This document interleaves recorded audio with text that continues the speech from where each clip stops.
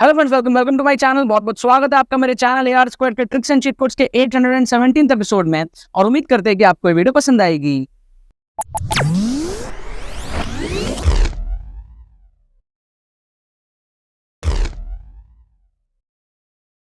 Students, JEE main 2024 का exam आपके सामने है और अगर आपको यहाँ पर टेंशन हो रही है कि किस तरीके से आप जेईई मेन 2024 को क्रैक करोगे, बहुत सारे बच्चों का जो स्कोर है वो 60, 70, 80, 90, 100 इस रेंज में अटका पड़ा होता है। उनको लाना है 98 परसेंटाइल, 99 परसेंटाइल, 160, 170, 180 इस रेंज में लेकर के अपने स्कोर को जाना है। लेकिन वो समझ में नहीं आता कि कम टाइम में ये चीज को किस तरीके से अचीव कर सकते हैं। तो यार, आपको टेंशन लेने की यहाँ पर कोई जरूरत नहीं है। आप एनरोल करो जेईई मेन 2024 के एक्सक्लूसिव ट्रिक्स कोर्स में, जो कि मेरा एक्सक्लूसिव ट्रिक्स कोर्स है, जिसको हजारों स्टूडेंट्स जो एनरोल करते हैं और अपने स्कोर को जेईई मेन के अंदर में बूस्ट करते हैं। 2024 के लिए एक्सक्लूसिव ब्रांड न्यू कोर्स है पूरा का पूरा, जिसके अंदर में आप साइंटिफिक स्टडी टेक्निक सीखोगे, लॉजिक बेस्ड कैलकुलेशन सीखोगे, किस तरीके से आपको अपने स्कोर को बढ़ाना है कम टाइम में। सारे के सारे आप ट्रिक्स एंड चीट कोड सीखोगे। एग्जाम टाइम सिनेरियो में वो कैसे ऑप्शन एलिमिनेशन करना है, इंटेलिजेंट गेसिंग करना है, कैसे जुगाड़ तुक्का ट्रिक्स आपको लगा करके जो है इस स्ट्रक्चर्ड कोर्स से आप ये मैनेज कर पाओगे कि आपका स्कोर जो है, अगर आपका 80-100 इस रेंज में स्कोर अटका है, तो वहां से आप 170, 180, 200 इस रेंज में जो है जाने लगोगे। काफी एक एक्सक्लूसिव प्रीमियम लेवल का एक कोर्स है। इसको एनरोल करने के लिए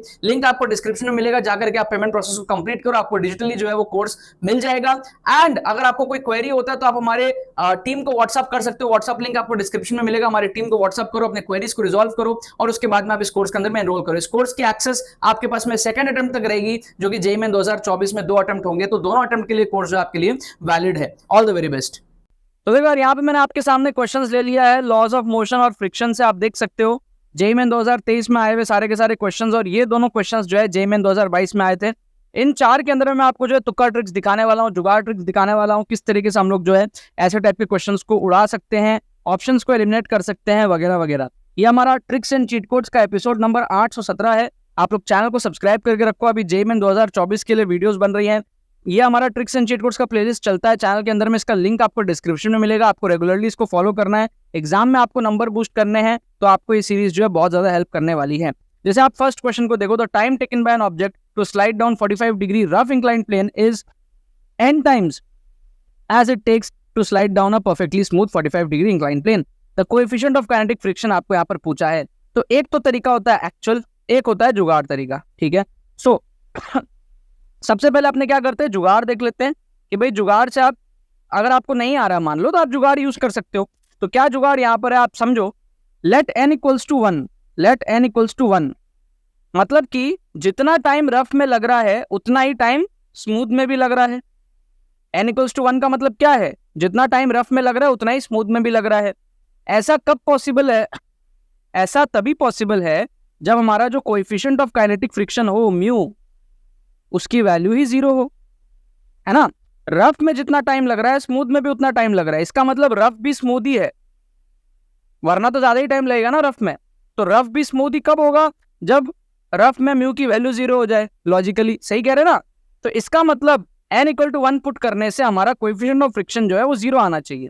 अब आप अगर देखो ऑप्शन ए में n को अगर आप 1 पुट करते हो तो 1/0 इनफाइनाइट आ रहा है, तो ये ऑप्शन एलिमिनेट हो गया, है ना। तो ये ऑप्शन क्या हो गया आपका, एलिमिनेट, राइट। आप ऑप्शन सी में देखो, 1 पुट करोगे n की जगह तो 2 आ जाएगा, ये ऑप्शन एलिमिनेट। या अगर आप 1 पुट करोगे n की जगह तो 1 - 1 0, यहां पर भी आप देखोगे √0 इज 0। तो बी और डी में से क्या है, आपको तुक्का लगाना है। तो ये दो ऑप्शंस में आप क्या है, तुक्का लगा सकते हो। अब एक्चुअल तरीका भी मैं आपको यहाँ पर लगे हाथ फटाफट से दिखा देता हूँ। क्या होगा इसके लिए एक्चुअल तरीका, हमारे पास में क्या है, रफ के लिए आप केस लिखो। रफ के लिए आपको क्या करना है, रफ के लिए आपको जो टाइम टेकन है, ठीक है, जैसे आपके पास में क्या है, s equals to half into a into T square, t1 square, right. तो यहाँ पर जो हमारे पास में एक्सेलरेशन कितना है, g sine theta minus mu g cos theta, ठीक है। और स्मूथ के लिए आपका क्या होगा, distance equals to half a t square, तो half into g sine theta into t2 square. Clear है ना। अब इन दोनों को इक्वेट करना है खाली, क्योंकि डिस्टेंस तो दोनों में सेम ही कवर हो रहा है। तो आपने क्या लिखेंगे, इन दोनों को जब इक्वेट करने जाएंगे तो अपना क्या हो जाएगा, half into G sine theta minus mu ji cos theta t1 square equals to half G sine theta into t2 square, ठीक है। अब T1 की जगह हम लोग लिखेंगे n टाइम्स T2, T1 की जगह लिखेंगे n टाइम्स T2, तो हो जाएगा n स्क्वायर T2 स्क्वायर। समझ गए ना, क्योंकि ये रफ वाला है और रफ का n टाइम्स था स्मूथ वाला। अब यहाँ से जो जो कटता है काट दो, हाफ कटेगा हाफ काट दो, सारा g निकल जाएगा, सारा g निकाल दो, T2 स्क्वायर को आप निकाल दो। ठीक है, तो बचेगा क्या आपका यहाँ पर, यहाँ पर आपका बचेगा sine theta minus mu cos theta equals to sine theta, और n स्क्वायर आपका यहाँ पर बचेगा। ठीक है, तो अब यहाँ पर क्या हो जाएगा, 45 डिग्री है तो साइन 45 क्या होता है 1/√2, तो हो जाएगा n square 1/√2 minus mu by √2 equals to sine 45 1/√2। तो ऑब्वियस सी बात है √2 सारा का सारा निकल जाएगा। ठीक है ना, तो ये आपका क्या बचा, ये आपका बचा n स्क्वायर। ठीक है, n square into 1 minus mu equal to 1 बचा, तो n स्क्वायर कितना आ जाएगा 1/1 माइनस म्यू, ऐसा आ जाएगा। तो n कितना आ जाएगा √1/1 माइनस म्यू। ठीक है, या फिर हमें म्यू निकालना है ना, सॉरी म्यू निकालना है, तो 1 माइनस म्यू को हम लिख सकते हैं, यहां से देखो 1 माइनस म्यू को हम लिख सकते हैं 1/n स्क्वायर, तो म्यू को हम लिख देंगे 1 minus 1/n square, 1 minus 1/n square. ठीक है, तो ये हमारा आ जाएगा option B, this is the correct answer. समझ गए ना आप। ठीक है ना, n स्क्वायर इंटू ये था, सारी चीजें थी 1 minus mu, 1 minus mu 1/n square हो जाएगा, तो म्यू हो जाएगा 1 माइनस 1/n स्क्वायर। तो ये हमारे पास में option B is the correct answer. तो एक्चुअल तरीके से मैंने दिखा दिया, दिखाने की नीड नहीं थी, बट मैंने आपको दिखा दिया कैसे क्या करना होता है।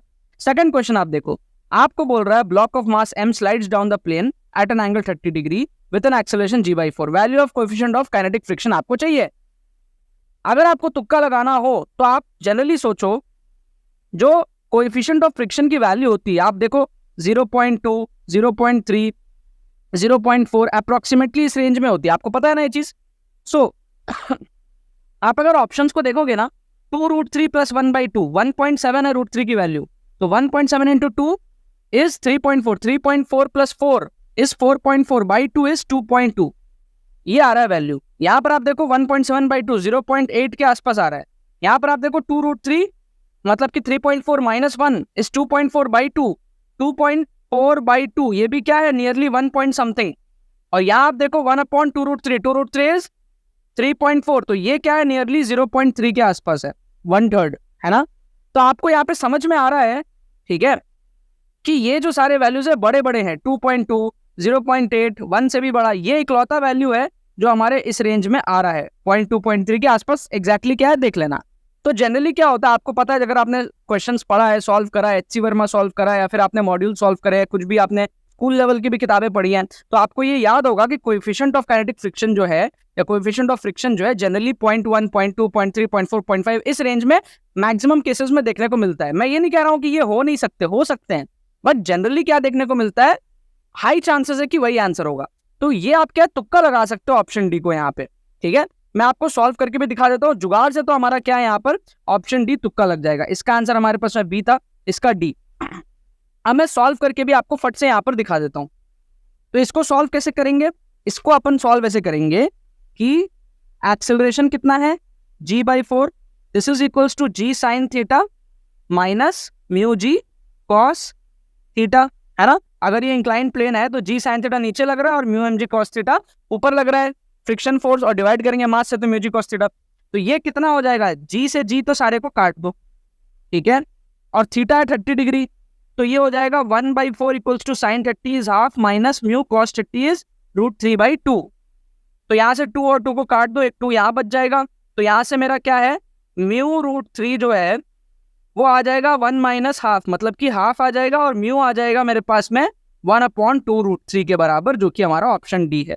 समझ रहे हो। तो तुक्का कैसे मारना है ये भी सिखा दिया, और एक्चुअल सोल्यूशन भी मैंने आपको दिखा दिया। चुटकियों में आप सॉल्व कर सकते हो। देखो यार, जेईई मेन के क्वेश्चन उड़ाना बहुत आसान है, कोई टफ काम नहीं है। अब जैसे आप इस क्वेश्चन को देखो, यहाँ पर भी क्या है जैसे आप एयरपोर्ट में जाते हो ना, आप अपना सामान रखते हो, कुछ उस टाइप का चीज है। अ bag is gently drop on a conveyor belt, conveyor belt में ड्रॉप किया गया, जो कि मूव कर रहा था 2 की स्पीड से।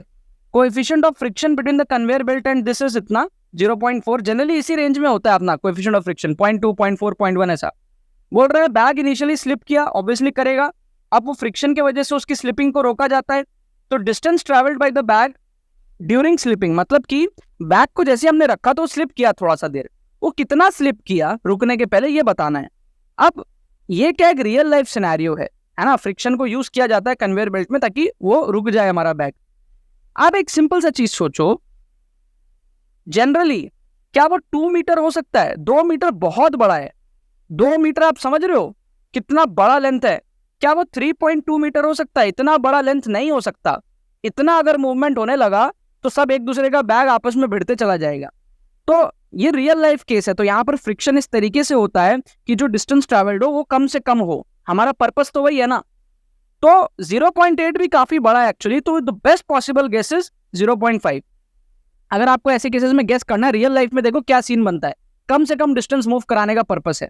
तो यहाँ पर क्या है 0.5 जो है बेस्ट पॉसिबल आपको यहाँ पर तुक्का लगेगा। बाकी मैं आपको सॉल्व करके भी दिखा देता हूँ।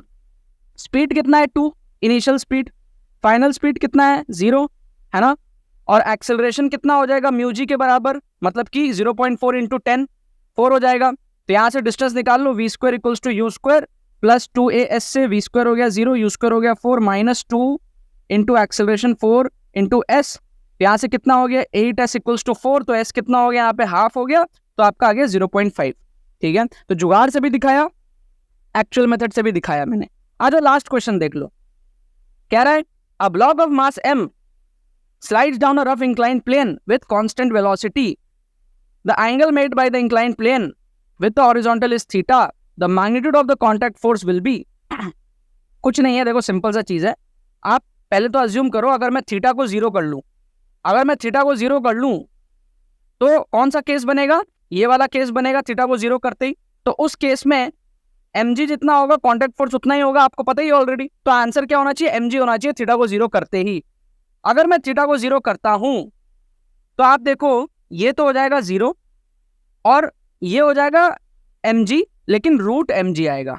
ये तो डायमेंशन ही गलत है, रूट फोर्स है। अपने को क्या चाहिए? फोर्स चाहिए। यहाँ पे क्या है? Root over of force. तो ये तो पॉसिबल ही नहीं है, तो ये ऑप्शन तो आपका पहले कट गया, डायमेंशन ही गलत है।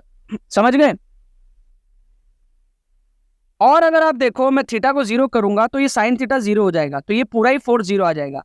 थीटा को 0 करने से कॉन्टैक्ट फोर्स mg के बराबर आ रहा है, बट यहाँ पे तो थीटा को 0 करने से फोर्स ही 0 हो जा रहा है, तो ये भी क्या है? पॉसिबल नहीं है। तो ऑप्शन डी भी क्या है? एलिमिनेट हो जाएगा।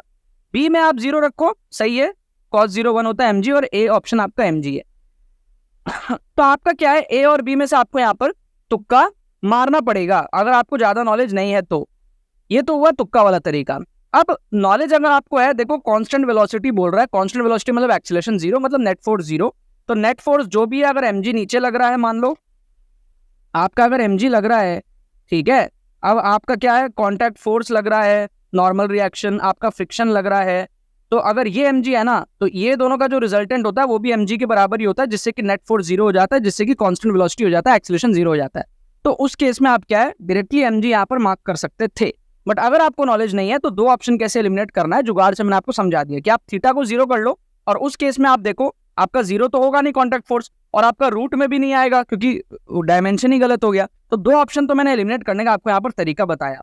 तो इन चारों क्वेश्चन में अगर आप देखोगे मैंने आपको एक एक दो ऑप्शन एलिमिनेट करा, यहाँ 2 ऑप्शन एलिमिनेट करा था, यहाँ पे हमने तीनों ही एलिमिनेट कर दिया था, फील से 1 मार्क कर दिया था, यहाँ पर भी हमने ऑलमोस्ट तीनों एलिमिनेट कर दिया था, 1 मार्क कर दिया था, यहाँ 2 एलिमिनेट करके हमने 2 में से तुक्का लगाया था, और सबके एक्चुअल मेथड्स भी मैंने आपको यहाँ पर बता दिए।